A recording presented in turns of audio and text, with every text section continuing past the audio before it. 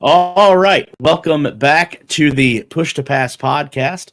I am Derik Vance, and joining me, as you see, is Michael. Josh does have a prior obligation, so to say, this evening. He is actually covering the United States Olympic swim trials, so I can't imagine how much excitement there is for that. But I can say, for people that are interested in this, and I am not one that is.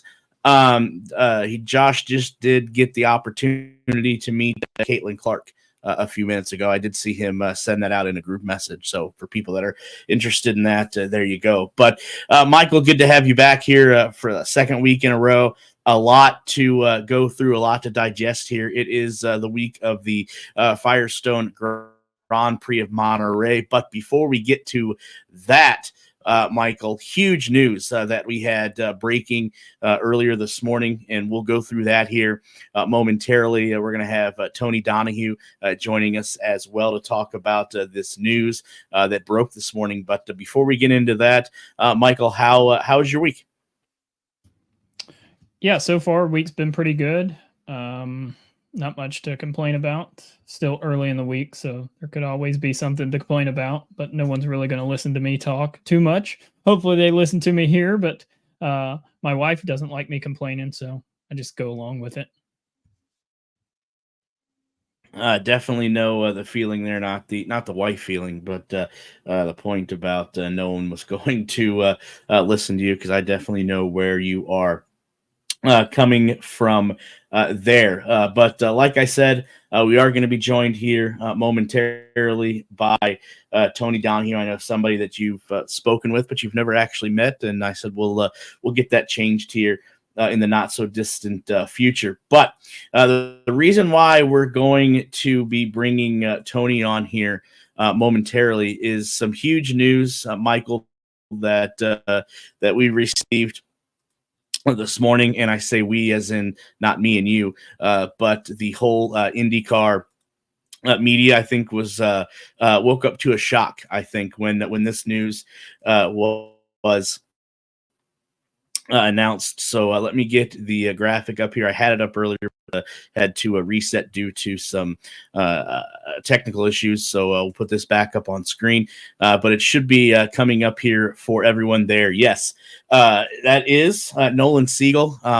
We all thought that Nolan would be competing in the Indy Next series there by Firestone. Obviously, Nolan attempted to make the Indianapolis 500 and was unsuccessful with that. And then also, too, he was able to earlier this year, he filled in for Juncos Hollinger Racing. And there's a quick, interesting story behind that as well that I didn't know about till earlier today.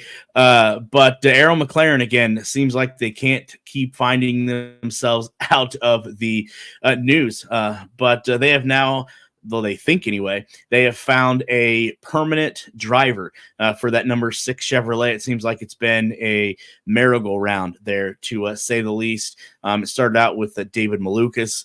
Callum Ilot's been in that seat.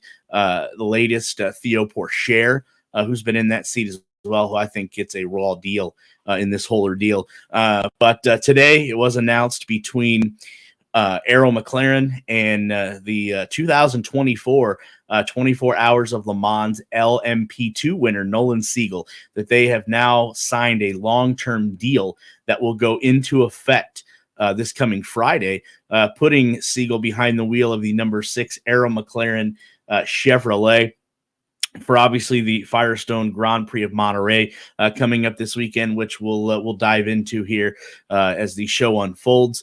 And then this is also going to go throughout the 2025 season and beyond. Like I said, Siegel, just 19 years of age. Michael, can you remember what you were doing at age 19? Has had a roller coaster of a 2024 season, to say the least. Obviously coming in to this season, the 2023 Indy Next by Firestone Rookie of the Year. a lot of racing pundits, thought Siegel was going to compete for that next championship, and then also too, it was announced that he would be running selected races for Dale Coyne Racing. In that number 18 Honda, obviously one of them being the crown jewel of the series, and the Indianapolis 500. First, I got I didn't. The statement that was put out by Errol McLaren, quote by Nolan Siegel here. I'm looking forward to jumping right in with Errol McLaren team this week and confirming my place in the NTT IndyCar Series in the Papaya moving forward, Siegel said in a statement. This is an unexpected jump, but I'm thrilled to be in this position after a rewarding run in the Indy Next by Firestone series with HMD Motorsports. I'm looking forward to this new journey and learning alongside the entire team starting this weekend in my home state. So what a way for Nolan Siegel to start his NTT IndyCar Series career. Like I did mention, Siegel did attempt, but unfortunately failed to make this year's Indianapolis 500. But no one knew that that was not going to be the end of the road for Siegel in the NTT IndyCar Series. If you remember, a few weeks later, right before the first practice of the Road America race just a few weeks ago, news broke that Juncos Hollinger Racing driver Augustine Canapino of the number 78 Chevrolet was being pulled from the car for that weekend due to some mental health concerns. A lot of social media sideshow garbage that was taking place, and Siegel would quickly be named his replacement. And I know in my article I did about the 5 takeaways from Road America, Siegel was one of them. Obviously, not only did he qualify the car with little seat time in 21st position, he ran every lap and then came home P23 from that event as well.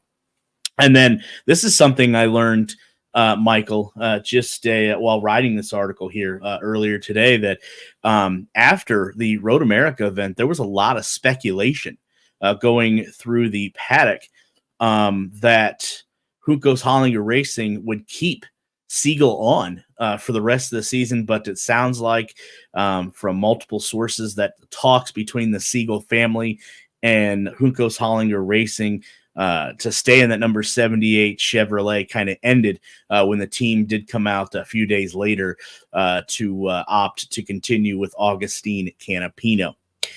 Quote from team principal there, Gavin Ward: stability and sustained growth are keys to our long-term game plan here, and this is a significant step in that mission. First, I want to thank Theo, and that's Theo Pourchaire, for his time filling in the number 6 car with us in recent weeks. It's just what I've heard about the relationship that Pourchaire had with his number 6 crew and the Errol McLaren team as a whole was really good. So this does come as quite of a shock, but we've been working through musical chairs all season, and ultimately making this change to Nolan now that he is available to us gives us the best chance to build a foundation for the future ahead. He is a young, talented driver with an immense amount of experience at this stage of his career, and we're excited to continue on the upward journey together. Just a little bit more about Siegel. He does have 3 career NTT IndyCar Series races, Thermal Club Long Beach, and then, like I said, Road America. And another note here, when the green flag drops on Sunday, Michael, Nolan will become the youngest driver on the NTT IndyCar Series circuit, again, just at the young, ripe age of 19. And then with Siegel being signed long-term, obviously now, former driver Theo Pourchaire, who just has 5 races under his belt this season, all on street and road courses, has an average start of P17 with an average finish of P15. So that's pretty impressive, I think, for a first-time rookie. And his best finish coming just a few weeks ago at the Detroit Grand Prix, where he finished 10th. In June. So Pourchaire does now become a IndyCar free agent, and he does hope to be able to stay within the series. And the rumors are also flying that after the news of the change broke this morning, that three predominant teams, I couldn't dig up the names quite yet, but three predominant teams sought and received Pourchaire's contract information to discuss future opportunities. So Pourchaire may not be out of a seat for too long. So that's the long and short end of things. Just waiting for Tony Donahue to join us. I'll text him here in a few minutes to see if he's still available. But Michael, I know you've had time to digest this as well. You actually, to your credit, brought this to me earlier today through a tweet from the Arrow McLaren IndyCar team. So you were on this before I was. Curious to hear your take on this. Yeah, a lot of moving parts in this whole situation. Like you talked about with Theo Pourchaire, kind of the raw end of the deal there, not being able to fully get a grasp on driving for Arrow McLaren. And like you also mentioned, seemed like he did have a good role within the team with his crew and everything. Social media, he was doing a lot of videos with Pato and Rossi as well. So it's kind of odd to me that they ran after Nolan. I mean, no discredit to Nolan by any means, but I mean, you have a former F2 champion with Theo there, and a lot of it open wheel experience. So, you read Gavin's statement. He wanted some stability. I think they had that with Theo, so I'm not sure why the rush to jump, or what the mindset is. I'd love to have been a fly on the wall on how they got everyone together and just kind of brought this around, because it is kind of, when I seen it, we had talked a little bit earlier, messaging back and forth about another thing with this team. And I don't know how we went from that kind of rumor to this bomb, but it was definitely crazy. So yeah, I mean, you talked about, the progression that Theo had, qualifying and racing. I feel like he was finally getting, some comfort in the car, and was in the right mindset going forward. Felt like he had, the rest of the year to kind of build and grow and help develop. And, you talked earlier, I kind of laughed when you said, Nolan's got a long-term contract. Well, how long's that? A week, 2 weeks? We don't know, but it kind of seems like they can't keep drivers. They don't want to keep drivers. I don't know what the mindset is there, but it's just a little bizarre to me. Yeah, and I want to bring in Tony Donahue, because I know he's spotted for Nolan before, and I know how excited he's got to be for this opportunity. I know he was on the forefront of saying there's going to be some changes coming to Arrow McLaren. But Tony, I want to bring you in on this huge news going into Monterey this weekend, that Nolan Siegel now is going to be the long-term driver for the number 6 Arrow McLaren Chevrolet. Yeah, I mean, I think we started kind of learning about this yesterday. At least I did, as far as the people that I know that were in the know in IndyCar. In a way, it makes sense. McLaren's looking for long-term solutions, and I think if you ask Zach Brown or anybody involved in McLaren, they want to have drivers long-term, and they don't want to go through the ups and downs. And it's kind of crazy, right? The timing lines up, because like David Malukas would be ready to go this week, and he's not. And he's not in that car, right? So they kind of cut ties with him.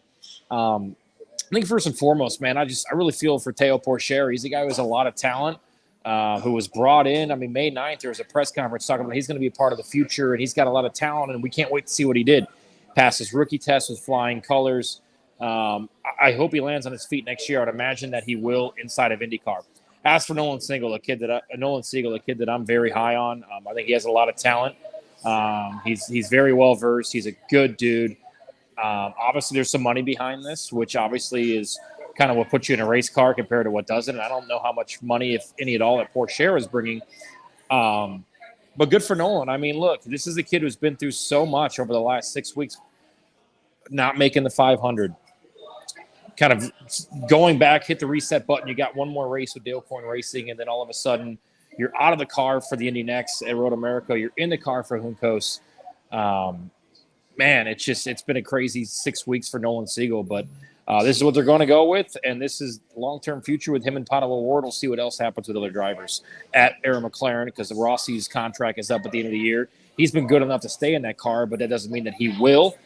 So I still think that we're not done talking about changes and people staying at Arrow McLaren. Well, one thing that I was listening to someone else earlier, and I thought they brought up a great point, and I want to get Tony, I want to get your opinion on it, and Michael as well. But remember back during the 500 when Nolan was struggling so much, who was there to, who was there to lend an ear or to try to boost his confidence? That was Tony Kanaan.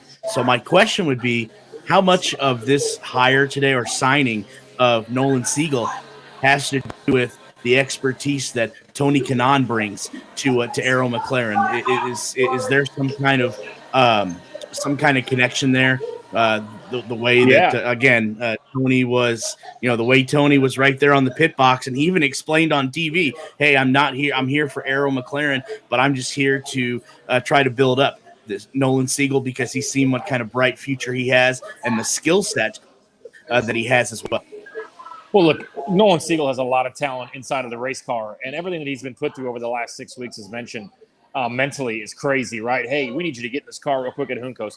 Hey, you are about a half mile an hour off the pace to make the 500, and he flips in turn one trying to qualify the thing in there. Tony Kanaan was with him, saw what he can do, and this is like Tony Kanaan's big move for McLaren. This is a TK thing. This is, hey, here's the deal. This is the guy that I want. I believe in him, and TK's on the line here. If Nolan succeeds, which I think he will, and it doesn't hurt that he probably comes with a lot of money. But from the talent side and in the race car side, this is a lot of TK, and this is a lot of him saying this is the kid that we need to go get right now, because if we don't get him right now, we might not have a chance to have him in the car next year. Again, I feel bad for Teo Porchera. I think he's going to be okay next year, but man, yeah, it's a lot, and I think TK's kind of on the line here. He kind of put his reputation a little bit on the line, saying, "Okay, I'm here to help Arrow McLaren get better, and this is a kid that I think can get us to a better level and to be a good race car driver that we can work with in the future." And TK had a lot of input on this.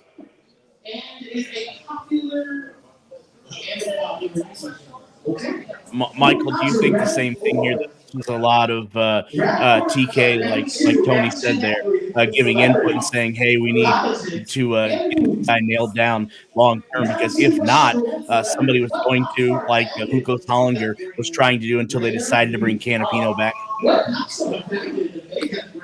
Yeah, I totally agree with Tony. I just feel that in the money aspect, obviously doesn't hurt that, coming along, but at the same time, I think when you have the money and Tony Kanaan's experience and he sees talent in this guy, yeah, why not? So yeah, I agree with Tony on all those aspects that he had mentioned. Yeah, I think this has Tony Kanaan all over it.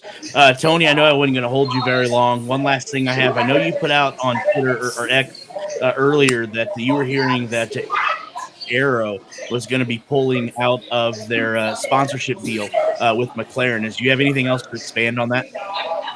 Yeah, I mentioned in my podcast, look, Arrow McLaren had a bad Q1. They lost a couple $2 billion, which maybe to them isn't as much as what most people think. But I've heard rumors that they're trying to get out of their contract, and Nathan Brown can fact check me all he wants. That's fine. But this is what I heard from a source. And they've kind of backed off a little bit, and they're in a position to where they really want to figure it out. They don't want to bail on the team. They still want to have a part of it. They've been with them since Sam Schmidt's days in the late 2010s. But, money talks, as you know, Derik. So we shall see. If it cuts back a little bit, and it probably doesn't help that there's, $2-3 million check waiting there from Nolan Siegel. All right, good stuff, Tony. Thank you for being able to come on such short notice. I know you have to run, but we'll talk again later, and we'll see what happens here. All right, thanks, guys. Appreciate it, Derik. See ya. All right, good stuff there from Tony Donahue. Yeah, I did see, Michael, what I was referring to. And I don't know if you've seen this or not, but Tony did put out on Twitter or X, I guess, depending on what generation you are, that Arrow was ultimately going to pull their sponsorship there from McLaren. And then I know Nathan Brown shot back as Tony alluded to there, saying that that was false. I can't wait to see what, there's always two sides to every story. We know that the right side, the wrong side. So it's going to be curious to see going forward if Tony's right here. I have no reason not to believe him. So we'll see how this plays out for sure. Yeah, it'll be interesting to see. I kind of talked with you or messaged back and forth with you. It feels like, when Tony brought it up, when Arrow was there with Sam Schmidt in the 2010s, like they had a big presence on that team, branding. They were doing the electronic car. You've seen it at tracks. The hands-free car or the hand-controlled car. You've seen all that at the track. You really haven't seen a lot from Arrow. You just kind of hear that Arrow McLaren. And I wonder, the newer fans, like the ones that are just, we've seen F1's Drive to Survive, or we watched the 100 Days to Indy, and we really got into the sport. What does Arrow even mean? And there's probably some fans that don't know what Arrow is. So that could also be a potential issue that Arrow is kind of running into with this whole situation.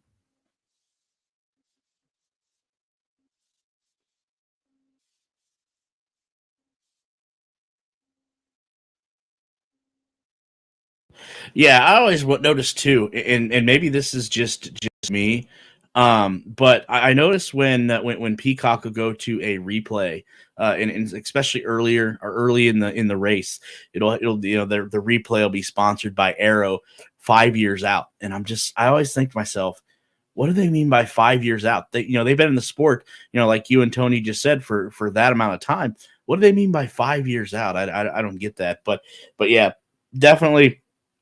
Something to monitor, obviously, and see what takes place here going forward. We do have, and we don't want to sound like we're down on anything here, but we do have, Michael, a race this weekend.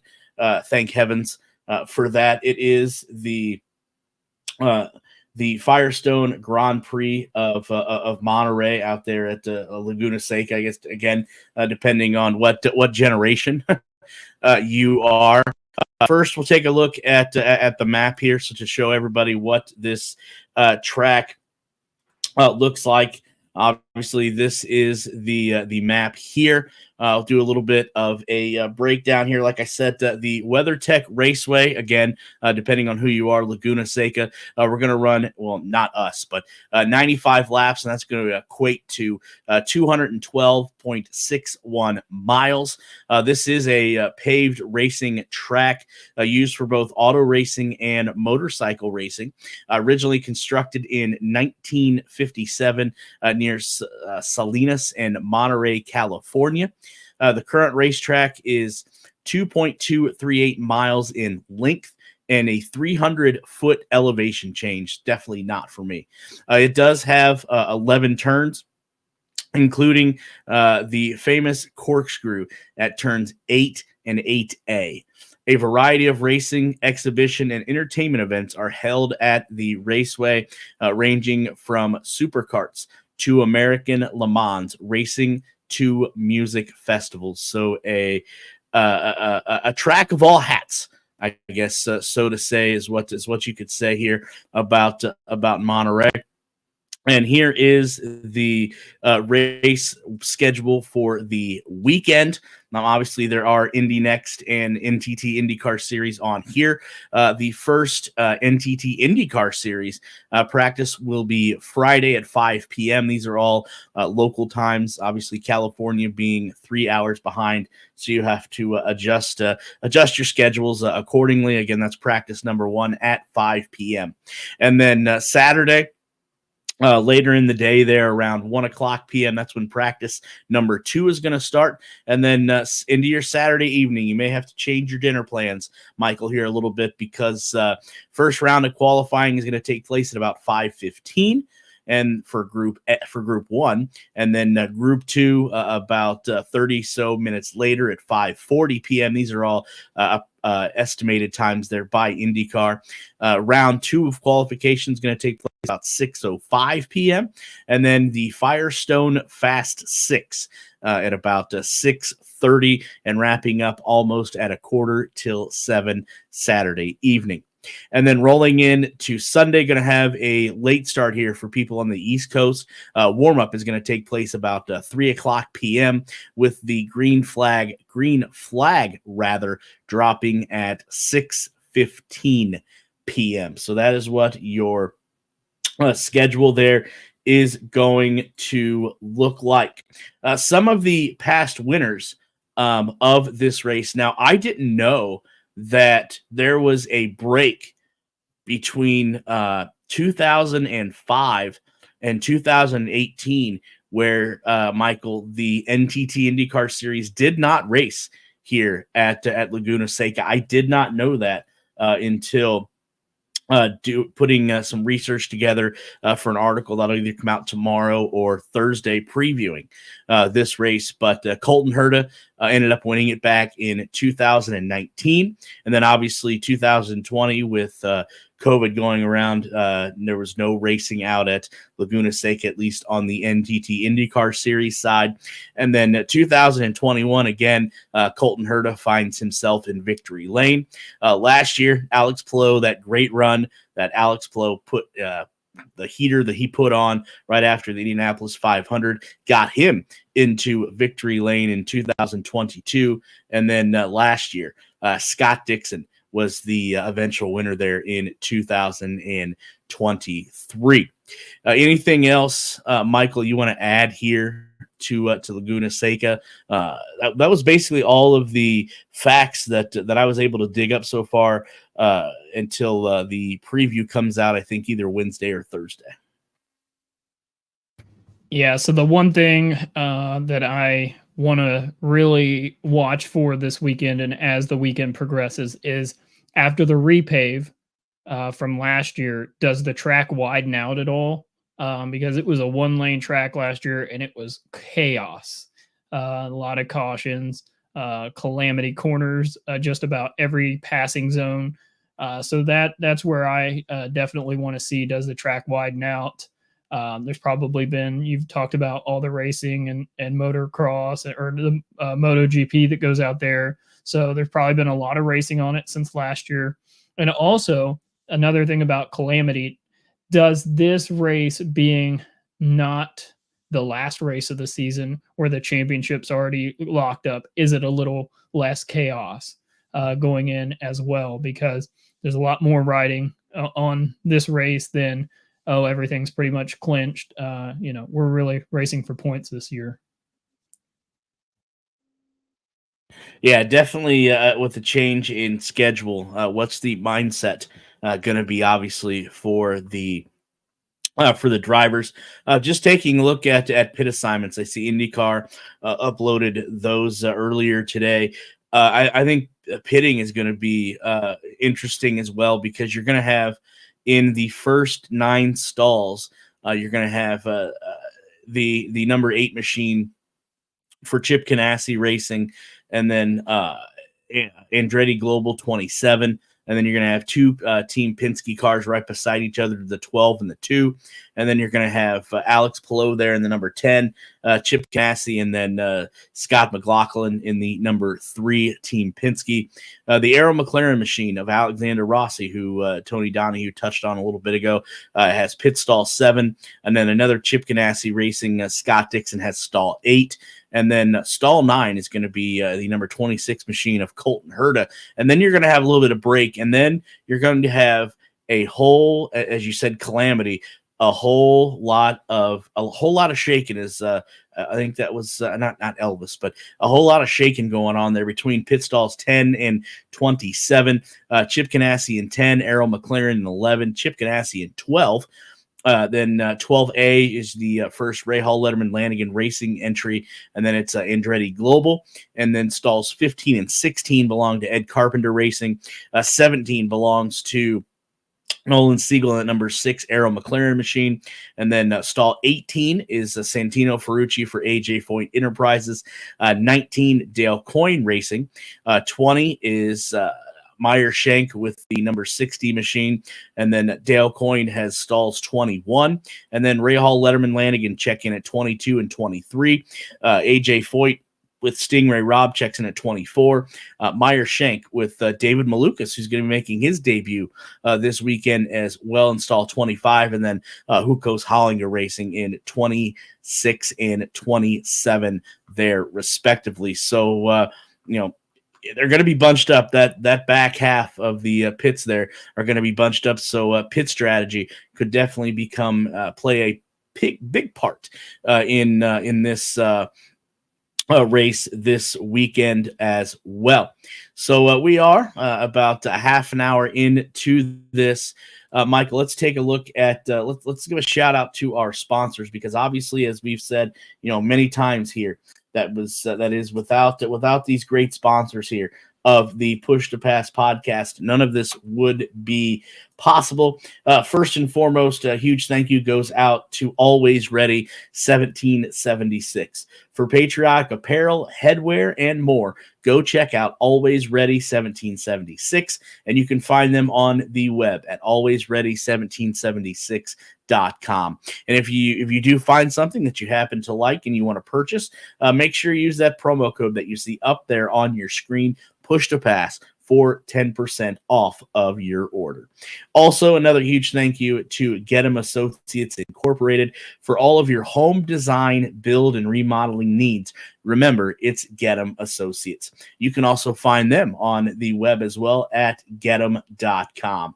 Again, if you use that promo code that you see down there at the bottom of your screen this time, Push to Pass, you will receive $250 off any design service. So huge thank you both to Always Ready 1776 and Gettum Associates for everything they do here, being proud sponsors of the Push to Pass podcast.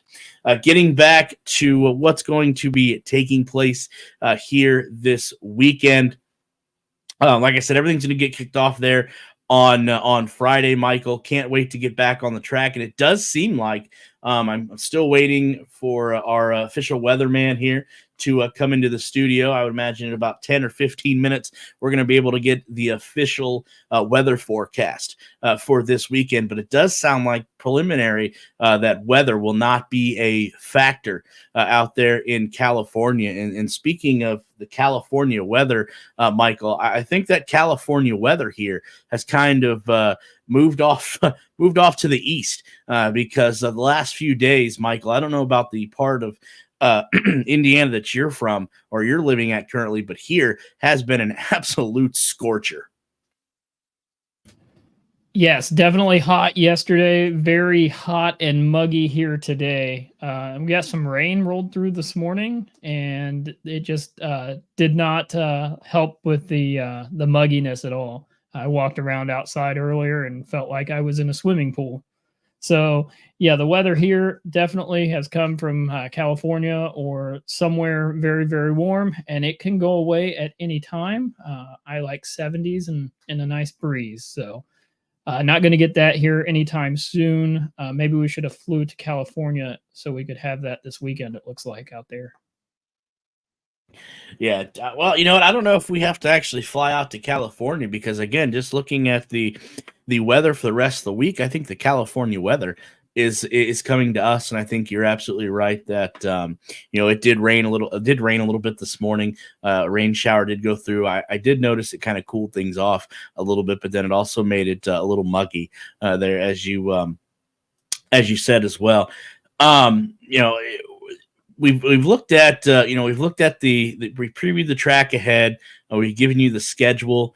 And again, we don't have spotter guides or anything. Those should be coming out here within the next few days. And I know Mike, who likes to do our betting on racing, not Michael, but Mike, I know he's got a prior obligation, so he won't be here this evening as well. So make sure you're checking his Twitter or X for the betting odds this weekend. But just to review some of the news items I think that have happened here within the last couple of weeks. I know we probably talked a lot about them last week, Michael, but a lot has taken place here lately. I feel like, for example, talking about, Augustine Canapino is going to be making his return to Hunkos Hollinger Racing this weekend at Laguna Seca. I think it's probably big for him to not only get back behind the wheel, but we don't know what the future holds there for Hunkos. As we now know that they were kind of looking at making a play at Nolan Siegel before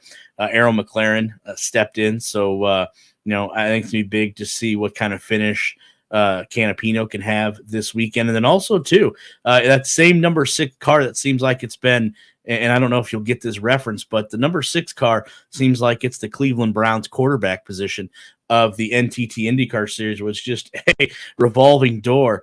You think about this, it was, Felix Rosenquist, and you could probably go back a little further than that. Felix Rosenquist, who I think, in my personal opinion, I think Arrow McLaren misses dearly. That you want to talk about a steady Eddie of driving. I think that's Felix Rosenquist, and you're seeing him flourish over at Meyer Shank. But Rosenquist, like I said, goes to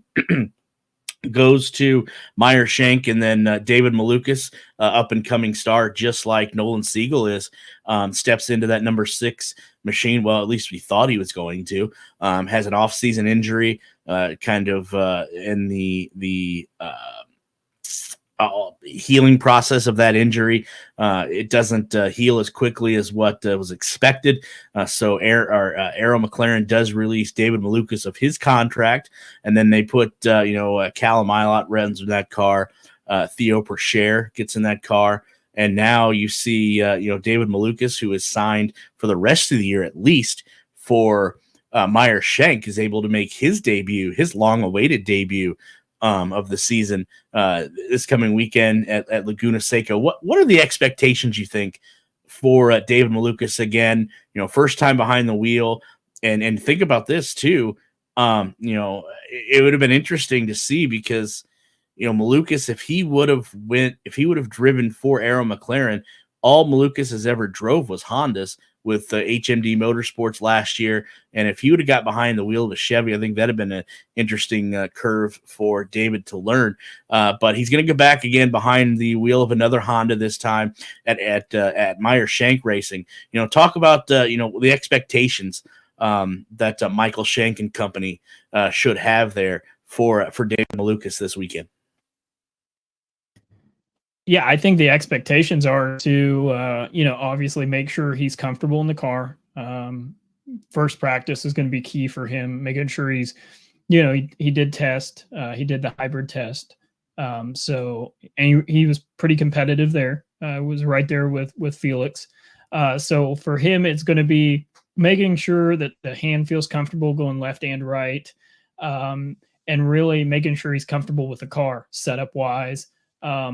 And honestly, me personally, my expectation is that he runs pretty similar to how Felix is running. Maybe not qualifying. I don't know. Felix is probably the qualifying king at times. He seems like he can turn a lap out of anything. But I feel like he should, as long as he doesn't get caught up in anyone's chaos. And we've seen some chaotic races lately. I think I really do feel that he has the potential to run better than that car has run all year with Tom Bloomquist. And kind of, we talked about that too, that he kind of got the raw end of the deal as well. I know we talked a lot about Teo Bercher, but Tom did as well get not a great deal there. Elio's been in the car twice and really hasn't been competitive at all. And we know he's a 4-time Indy 500 winner, so he's got the talent. So my big question is it a 66 car problem, or is it just not that consistency? And obviously with Tom just being a rookie, just really trying to get the car underneath him and learn about the car. I mean, we're not even halfway through the season and it's been chaos so far as the driver change. And I know I've used chaos a lot tonight, but the last few races have been pretty chaotic, and the silly season is heating up and it's already been chaos. So yeah, excited to see not only how David does, but I think his expectations are high as well. Yeah, I think you bring up a point there. You brought up, the number 66 machine, formerly driven by Tom Bloomquist, coming over from the IMSA program over there at Meyer Shank Racing, and then you brought up, is it a car problem or is it a driver problem? Well, I don't see any issues with the 60 machine of Meyer Shank there with Felix Rosenquist. I thought he got off to a great start at the beginning of the year, especially with a new team and and having a rookie teammate. So I don't think there's any problems at the 60 camp, but it looks like at the 66 camp, I would lean to say that it's a driver issue. I do think the owners need to kind of rethink the way they're putting drivers in the car, because as you just alluded to, and I agree wholeheartedly, Michael Shank may have set Tom Bloomquist up to fail there, because you took him out of a IMSA machine, and again, I don't know what the difference is between an IMSA machine and a IndyCar, what the learning curve is on that. I'm not going to say I do, because I don't. But you just basically threw Tom Bloomquist in the car and said, "Here you go," without having any prior experience in an IndyCar. And that's kind of the same way I think with Theo Pourchaire. Now he obviously he's catching on. I mean, because if he wasn't catching on to the learning curve here, would it be reported that there are at least 3 prominent teams that are looking into bringing him in? Maybe not this year, but for next year? No. So they can tell that Pourchaire does have has some talent, and the learning curve is coming to him a little easier than it is coming to, or that it came to rather, Bloomquist. So definitely interesting to see. And then also too, speaking of returning to the track, Luca Giolito, I believe that's how that's pronounced. He's going to be returning to Laguna Seca this weekend for Dale Coyne. So Luca going to be able to get some more time under his belt. Michael, you want to talk about Giolito? I'm not sure how that's pronounced. Returning to Laguna Seca this weekend for Dale Coyne. Yeah, just to kind of touch on the Bloomquist thing about the transition from IMSA to IndyCar. You're talking about an IMSA car that's designed to run for extended periods of time, switch in and out drivers, and the biggest thing between the two are the tires and the weight. The IMSA cars are much heavier, so when we come to the 51, still kind of they do have another, I think, a race or two now with Nolan going to Aero to fill. So that might be filled with someone else. It's just crazy to me, last year with Stingray Robb in that car, it didn't perform very well. This year it's not performing very well. And the stability there is just kind of crazy. It's kind of crazy to think about how last year you had 2 drivers, David Malukas there. Speaking of David, he outperformed the car many races. And this year it's like they're just out there to, hope to finish a race, and I know we kind of touched on this last week, but there's no stability. You got drivers in and out, in and out. The 18's a little bit more secure with Jack Harvey, I think, running the rest of the races this year. I'm not sure. Maybe that's where Nolan was supposed to be. He was in the 18, not the 51, but yeah, I'm not sure. They're just, you got to have consistency. That chemistry with the team and the drivers is a big thing. And we kind of touched on that with Theo Pourchaire as well, where he was gelling with the team. The team really was behind him. And, now Arrow has the flip. But, looking at Dale Coyne Racing, I think their big strive for 2025 should be getting 2 full-time drivers that can bring a little bit of funding, possibly, and then really just focusing on building the organization.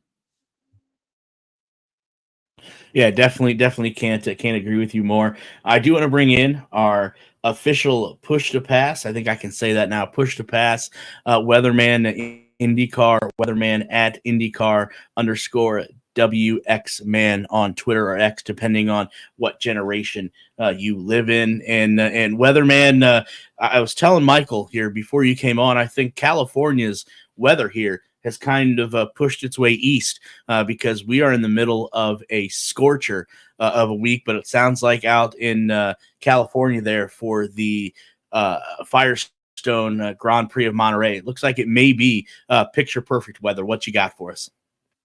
Yeah, so thanks for having me back on, guys. And you're 100% right. I was just thinking that what a beneficial week to be for IndyCar, really, to be on the West Coast as opposed to running. I know we'll be Mid-Ohio next month, and they're just going to be baking out there this week and going into the weekend. But out West, it is really stable, very quiet, no real big swings from day to day in the weather conditions. Right now, really the biggest question mark we're looking at is kind of, if you guys are familiar with California weather, right? We get that low marine layer stratus or that coastal fog that sets up.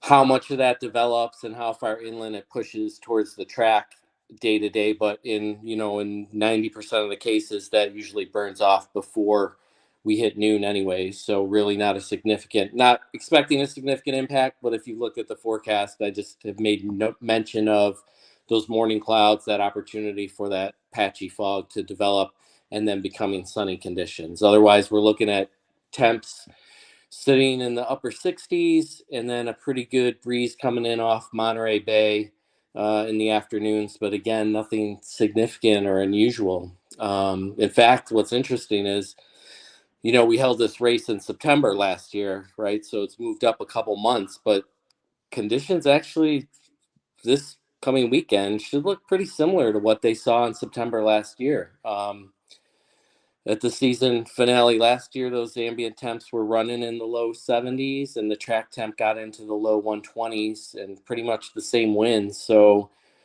the difference this year is maybe just a little bit cooler, which maybe you wouldn't think that, right, from being a difference from June into September. But it should look pretty similar, to what they encountered last year and whatever setups they were using last year as we go into this weekend.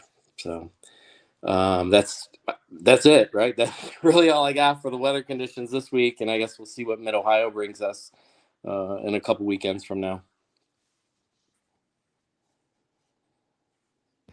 I know you put out your early forecast. I think it was either yesterday or today. I can't remember which one it was, and it looked absolute picture perfect. So hopefully that's able to hold up. And I find it interesting that me and Michael were just talking about the same thing a little bit ago about with this race being bumped up to that nature, what the conditions are going to be like. But it sounds like it's rather promising that they're going to be racing in the same conditions as you mentioned, last year in September at the end of the year. So that is encouraging. And then, we'll move on to Mid-Ohio after this weekend. And I know me and Josh are going to be down there. Hopefully we can get Michael to come with us as well. We're going to go down on Sunday. So hopefully, the weather will be picture perfect as well. But one thing I want to ask, Weatherman, please push those temps back westward here. I can do with the 70s and degrees, but 90 for bigger guys like me, it just doesn't cut the mustard. Yeah, it has been a rough one this week for sure. But hopefully, well, it looks like those temps are probably going to break this weekend at least. And yeah, we'll see what we can dial up here in a couple weeks for you guys. Sounds good. For people that don't already follow you on Twitter or X, and heaven forbid that they don't, where can they find your accurate and fantastic forecasts at? So again, like you mentioned up front there, my Twitter/X handle, and then you can also find me over on Threads too. I'm beginning to pick up a few followers over there, so I try to bounce between the two sites and make sure that those forecast updates are getting posted. So good stuff. Good stuff as always. A huge thank you for carving out a little bit of time in your schedule of forecasting to stop by, and hopefully the weather will be kind to us this weekend, and then next weekend in a few weeks when we get to Mid-Ohio, and we'll talk again here in about a couple weeks' time. All right, sounds good. Thanks, guys. Have a good one. Good stuff there. Go follow the Weatherman there on Twitter or X, again, depending on what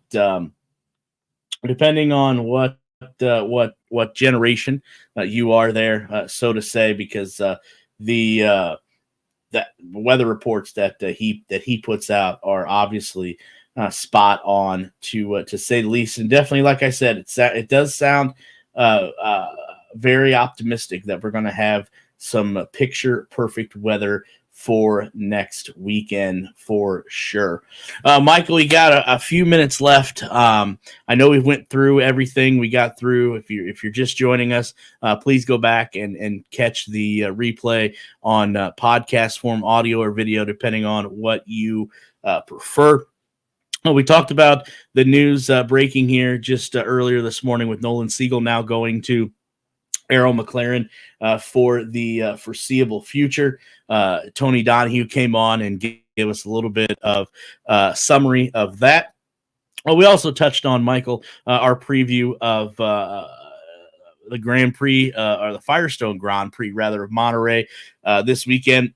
Not sure. We haven't did our race picks yet. We will do those as we do on Sundays. We'll get mine and Josh's and Michael's there as well. And then we also touched on what the weather's going to look like from the official weatherman here at the Push to Pass podcast. Go check that out as well. Anything else, Michael, that you want to touch on here real quick? Anything, news items we may have missed here before the checkered flag drops on another episode? Yeah, just the IndyCar Weatherman.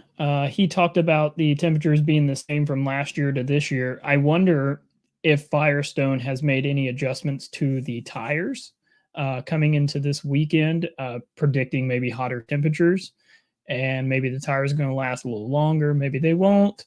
So that could be a fun topic to follow along with. Josh will probably be a fan of more tires talk, but it could be an issue, or it might be a non-issue. So be interesting to follow that. Yeah, I think that's about the last thing I really had. I think what I can do is, I believe if they do it this weekend, Michael, Firestone will send out an email previewing tires of all things. And I know, Josh can absolutely love that. I got to forward that to him, and I'll forward it to you as well. If they do send one out this weekend about what tires are going to be used, what sets, how many sets, et cetera, because I know how Josh loves emails about that. And then if you do see something, obviously you have access now. If you go to our website, Push to Pass podcast 4.wordpress.com, as you see down there at the bottom, a lot of articles you'll see there. We're updating that on a daily basis between the three of us, and then past episodes you can find audio and video of that as well. So again, huge thank you to Tony Donahue for joining us the little bit of time that he did. If you missed that, go back and check that out. And then also, too, a huge thank you to the Weatherman for stopping by and giving us that picture-perfect forecast that we are looking for this weekend as well. Also, as always, huge thank you to Michael for spending an hour of his time on Tuesday nights here with us. I'm sure his wife definitely appreciates that. And also huge thank you to everyone that listens or watches or likes or shares our articles, videos, whatever we put out on social media. Definitely much appreciated for that as well. Look for us on Sunday, or on all weekend rather. We'll keep you up to date on the action out there from Monterey and from Laguna Seca. And then we'll come back on Tuesday. I'll have my takeaways from the race, obviously, and then we'll get Josh's and Michael's opinions on those to see if I'm right, wrong, where they disagree, where they agree with me as well. And then also Sunday, we'll review our race picks to see what driver I pick that we all know who's going to lose the race, whoever I pick. So try to stay away from him at the betting aspect of things as well. So for myself, Michael and Josh and everyone else here, that makes up the Push to Pass podcast. We will be back in 1 week's time to discuss, recap, and break down the Firestone Grand Prix of Monterey. So until then, so long, everybody.